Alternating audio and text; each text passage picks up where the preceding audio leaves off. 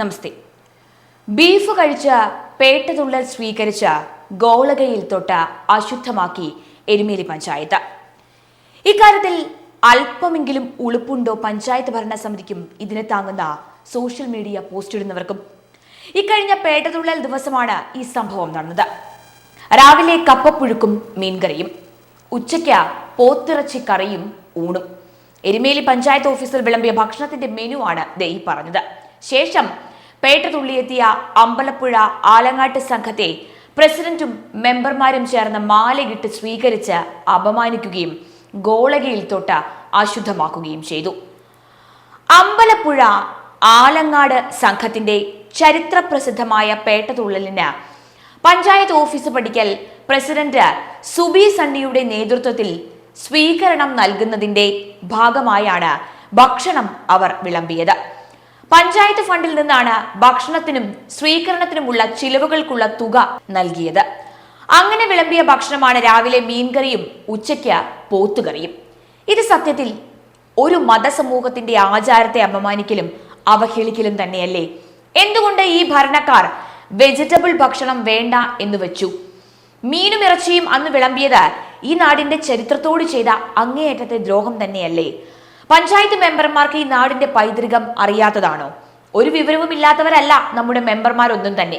പൊതുഖജനാവിലെ പണം ചെലവിട്ട് പൊതുപരിപാടിക്ക് ഭക്ഷണം വിളമ്പുമ്പോൾ പുലർത്തേണ്ട മാന്യമായ നീതിബോധമാണ് അവർ മനഃപൂർവ്വം പുറംകാൽ കൊണ്ട് ചവിട്ടി മെതിച്ച് എരുമേലിയിലെ മുഴുവൻ ജനങ്ങളെയും നാണം കെടുത്തുന്ന രീതിയിൽ അപമാനിച്ചത്.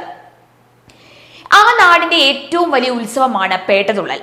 അതിന് സ്വീകരണം നൽകുമ്പോൾ ഇറച്ചിയും മീനും വ്രതത്തിന്റെ ഭാഗമായി ഒഴിവാക്കിയ സ്വാമി ഭക്തർക്ക് മുന്നിൽ ഇതൊക്കെ കഴിച്ച ശേഷം പോയി സ്വീകരണം നൽകുന്നത് എന്തുമാത്രം വിരോധാഭാസമാണ്!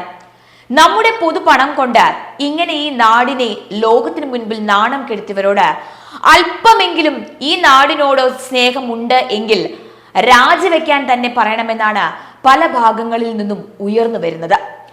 മത്സ്യമാംസ ഭക്ഷണങ്ങൾ വെടിയുന്ന 41 ദിവസം നീളുന്ന വ്രതം പാലിച്ചാണ് ഓരോ അയ്യപ്പ ഭക്തരും ശബരിമലയിലേക്ക് എത്തുന്നത്. ഇതേ വ്രതം കൃത്യമായി എല്ലാ ആചാര മര്യാദകളും പാലിച്ചാണ് അമ്പലപ്പുഴ ആലങ്ങാട്ട് സംഘങ്ങൾ ക്ഷേത്രങ്ങൾ ചുറ്റി നേർച്ച വഴിപാട് പ്രാർത്ഥനകൾ നടത്തിയ ശേഷം എരുമേലിയിൽ പേട്ടതുള്ളൽ നടത്താനായി എത്തുന്നത്. പേട്ടതുള്ളൽ ആരംഭിക്കും മുമ്പ് പ്രായശ്ചിത്ത പൂജ കൂടി ചെയ്തിട്ടാണ് പേട്ടതുള്ളൽ അവർ ആരംഭിക്കുന്നത്. തുടർന്നാണ് അമ്പലപ്പുഴ ആലങ്ങാട്ട് സംഘങ്ങൾ പേട്ടതുള്ളൽ നടത്തി എരുമേലി പഞ്ചായത്ത് ഓഫീസ് പടിക്കൽ എത്തുന്നത്. അവിടെയാണ് പഞ്ചായത്ത് മീനും ഇറച്ചിയും ഒക്കെ നമ്മുടെ നികുതി പണം കൊണ്ട് വാങ്ങിത്തിന്ന് ഏമ്പക്കവും വിട്ട് സ്വീകരണം അവർക്ക് നൽകിയത്. ഓർക്കുക, നമ്മളൊക്കെ പല ഭക്ഷണങ്ങളും കഴിക്കുന്നവരാണ്. പ്രത്യേകിച്ച് പഞ്ചായത്തുകളിലും മറ്റും സമൂഹത്തിലെ എല്ലാ കോണുകളിലുള്ളവരുമായും അവരുടെ പരിപാടികളിലും ഒക്കെ പങ്കെടുക്കുന്നവരാണ്. പക്ഷേ ഒരു പൊതുപരിപാടിക്ക് നാം ആണ് ഭക്ഷണം നൽകുന്നത് എങ്കിൽ ആ പൊതുപരിപാടിയോട് കൂറ് പുലർത്തുന്ന ഭക്ഷണമാണ് നാം തിരഞ്ഞെടുക്കേണ്ടത്. ശരിയല്ലേ?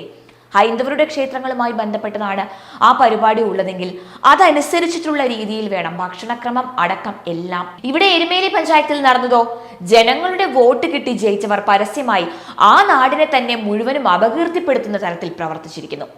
ഇതിനെതിരെ നാടിന്റെ പ്രതിഷേധം എന്തായാലും ശക്തമായി തന്നെ ഉയർന്നു വരികയാണ്.